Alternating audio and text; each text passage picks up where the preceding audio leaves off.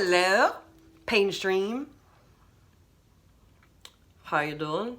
Dunkin' Donuts, Jersey cup. Love Jersey. I shouldn't talk with a cup in front of my face, sorry.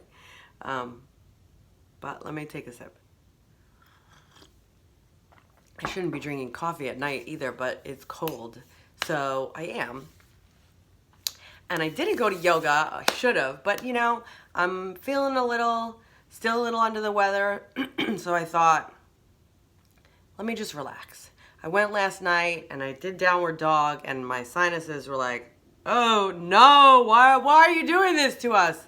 So I was gonna go today and then the day just got away from me and I said, you know what? Self-care. Relax, rest. So that's what I'm doing. But I just listened to, someone said something about, oh, you're a star or something. So I sent them, came to my head, the Prince song, I'm a star, baby, I'm a star. So fun. So I was just rocking out to that and wanted to share, if you're down or not feeling in the groove, then put that song on. Put Baby I'm a Star by Prince. Blast it in your living room or wherever. And just dance. I don't care who you are, guy, girl, nobody's watching. Go in the shower. If you have people in the house, go in wherever. If you're by yourself, just do it. That song that goes, I would walk 500 miles. So fun. I'm going to see who sings that. And then another song that will do it for you is Come On Eileen. Oh, da, da, da. Is that Dixie and the Midnight Runners? Let me see. Hold on. I would walk 500 miles. Boom. That is the Proclaimers. Now let's see. Come on, Eileen. Come on, Eileen. Now, I don't know anyone. Dexy's Midnight Runners. So, I don't know anyone who could be sad during those songs. They just make you happy. So put them on and dance. We went to a party, Halloween party, and afterwards, someone put that song on when everyone was cleaning at the end of the night, and someone started dancing. And I was in another room, and I just shot out of the room and started dancing. I was like, yes, this is gotta dance to this song. It's so happy. And so dance. And then I said, put Come On Eileen on, because, you know, it has the same vibe. And we danced to that. And then we said, put 500 Miles on again. And we danced to that again. So fun. So now we have another song to add to that. When you just have to laugh and dance and have fun. And the next day, a beautiful woman from my town, a few months ago had a brain aneurysm, and she almost died. I believe she drove herself to the hospital, and if she hadn't have done that, she definitely would have died. And she was in a coma. She was incapacitated for a very long time. She was in the hospital for over a month in bed. She had an 18% chance of living. She is alive. She is walking and totally functioning. She has some surgeries left to go. But miracle, she's alive. And she wrote, she had a GoFundMe campaign. She didn't, people had it for her hospital bills. And they raised over $45,000 for her medical bills. And so she posted a thank you on that. And as she was entering recently this second surgery that she had to go into, she posted about all the thanks for all the contributions and the well wishes and the love. And the last thing that she wrote was, I get chills. She wrote, you know, you've heard it before, but it's worth repeating, and it's definitely worth listening to and incorporating into your life philosophy. Because if someone says that and they have seen the promised land, you really have to take that pretty seriously. The last thing that she wrote in her thank you was, "Dance like no one is watching." And it's so true. And I think I've told you before about, embarrassing my nieces in the car in LA, listening to Vanilla Ice. Yeah, stupid. Probably irritated some people. Some people enjoyed it. My nieces were mortified. But that is probably a memory that they're going to remember for the rest of their lives. And, maybe at my funeral, they'll remember, hey, remember when Kooky and Daisy, Crazy Aunt Daisy did this? And, yeah, it's oddly so important to just kind of let loose and be free and enjoy. That's joy. That's what you're here for. So do that. Do more of that. But for now, we're going to delve back into this book that we've been talking about, my book of notes. And the notes are on this book we've been talking about. And that book is called What Women Don't Know and Men Don't Tell You. Boop. So let's finish this out. We have 2 more. So tonight and tomorrow will be the end of this first notebook. Let's see what I titled this notebook. Oh, Book Ideas, Advice to Child. So crazy. It'll be the end of this whole notebook. This whole crazy adventure that I never thought I would do anything with, and maybe won't, but fill storage on my phone. But I'm still doing it, and that's what's crazy to me. So, yay for me. Anyway, here we go. Ready? The way God made you is the way He wants you, or she. It's the way she wants you. Yeah. We talked about this yesterday. God loves you. Who the hell are you to not? And you were made the way you were supposed to be made. Nothing's broken. Nothing's wrong. Are you like everyone else? No. We're not robots. We're all different. We have different qualities. We're all special in our own special way. So appreciate that about yourself. God's observation that a man needed a woman in Genesis 2 suggests that men are better with women than they are without women. I didn't write this, folks. Let's continue. Statistics even state that men live longer when they are married. Oh, I have so much to say about this. God bless you, everyone. Look, I didn't write this. This is from a book, okay? God's observation that a man needed a woman, Genesis 2. So,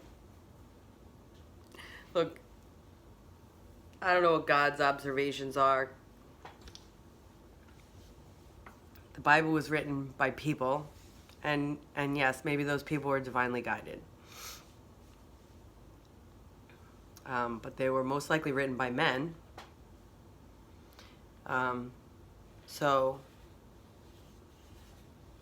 you can believe it's God's observation, or you can believe it's people's observation, or some man's observation that wrote Genesis 2. And then people kept writing it after that. And they were all men too. But it's nice that those men thought that men were better with women.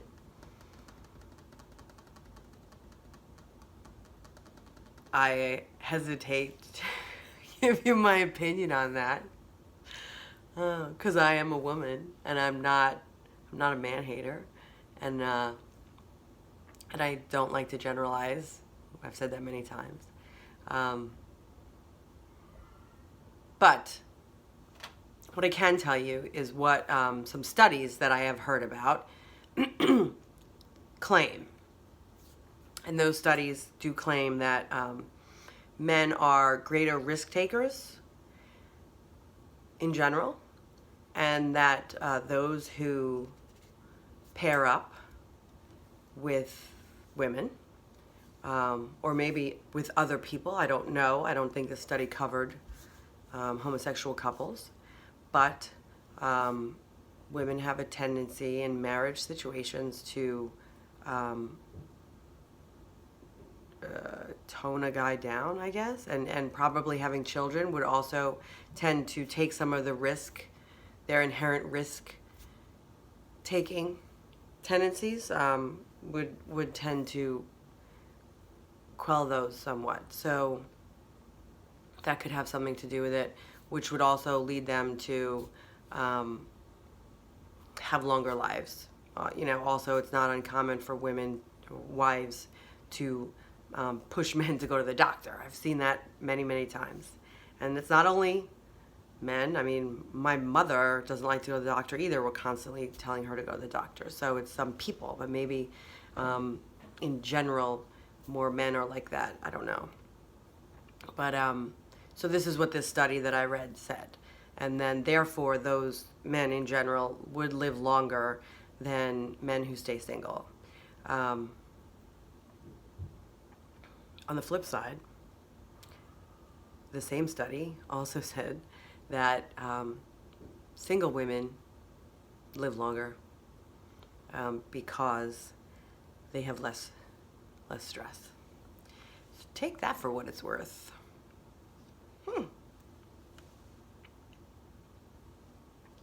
I don't know. I'm single. I'm pretty happy. I don't have that much stress, and I think I'm doing pretty good. So yeah, do some research if you're really interested in this. He who finds a wife finds what is good and receives favor from the Lord. Proverbs 18:22. Wives are good. I mean, this is very general. I don't know. You could find a wife that's not so good, I guess. You could find a husband that's not so good. It doesn't say she who finds a husband finds what and receives favor from the Lord. Just kidding. Just kidding. Anyway, next. A good woman is a stabilizing and balancing force in the life of a man. So good. I'm glad that they characterize that with good. And I'm sure the same is for a good man, as a stabilizing and balancing force in the life of a woman. I'm sure it goes both ways. A good person. If you have good people in your life, they could be balancing and stabilizing forces. Whether you're married to them or what. You work with them, you're a partner in business, they're in your family.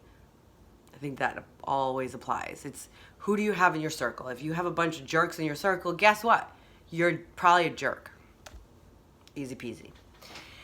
Maturity does not come with age, but with acceptance of responsibility. Responsibility is the ability to respond to problems. Change is normal to life, and change normally happens in crisis. Change happens this way because crisis highlights reality and shows where changes must occur. If change is normal to life, crisis is also a normal occurrence. Responsible people see what they can do or could have done to make a situation better. They look for solutions. Irresponsible people automatically see what others can do or could have done to make the situation better. There's a lot in there. I don't think I'm going to unpack all of it. It's pretty self-explanatory. Maturity does not come with age, but with acceptance of responsibility. Responsibility is the ability to respond to problems. So, a lot of people think maturity is acceptance of responsibility, which is what this says, but that, you have to get married or you have to have kids and that's mature. Well, no, that's creating responsibilities. Maturity is not creating responsibilities. That doesn't make any sense. Let me create some responsibilities for myself so I could be mature. You probably mature quicker, I think, if you have those responsibilities, but I don't think you necessarily need to create your own responsibilities. That's not a requirement of life. That's a choice you make. Change is normal to life, yes. Change normally happens in crisis. Well, I think, change is necessary oftentimes, and oftentimes we don't like change, and so we don't want to make change, so we don't. So then things are thrust upon us that create change, which comes through crisis. So typically, yeah, that's how it happens. Change happens this way because crisis highlights reality and shows where changes must occur. Yeah, so there we go. You probably should have changed things before. You didn't, so changed for you. If change is normal to life, crisis is also a normal occurrence. Yes, people confront crises and think, oh my God, why is this happening to me? Why? Because that's life. This is what happens. This is normal. Nothing to see here, folks. Everything's normal. But if you weren't taught that, if you were taught that crises were this thing you need to freak out about, well, that's a shame, because it's not. I mean, it's normal. Everyone goes through it. Responsible people see what they can do or could have done to make a situation better. They look for solutions. Irresponsible people automatically see what others can do or could have done to make a situation better. So basically, responsible people take responsibility and say, okay, how could I have done better? How could I have made this better? What can I do? How do we fix this? Irresponsible people try to blame. Okay. If you marry an irresponsible person, you will instantly be the major reason for his unhappiness. Ding, ding, ding. An irresponsible man does not have the ability to respond in a crisis. Irresponsible people look for responsible people to marry.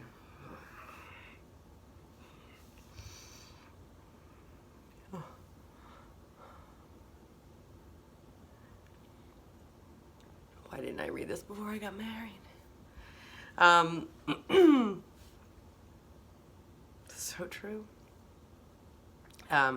So, if you're going to get married, I would definitely suggest you find ways to test their responsibility factor. Because then don't marry them. Please. No. I mean, marry them. You'll experience exceptional growth. I did. Okay. Some women... Okay. Let's see. Some women fail to distinguish between sincerity and character. There is a difference between sincere intention and mature follow-through. Yeah. I probably was at fault of this. When you're in love and you want something to be real, you hear things that are told to you and you believe them because you want to believe them so bad.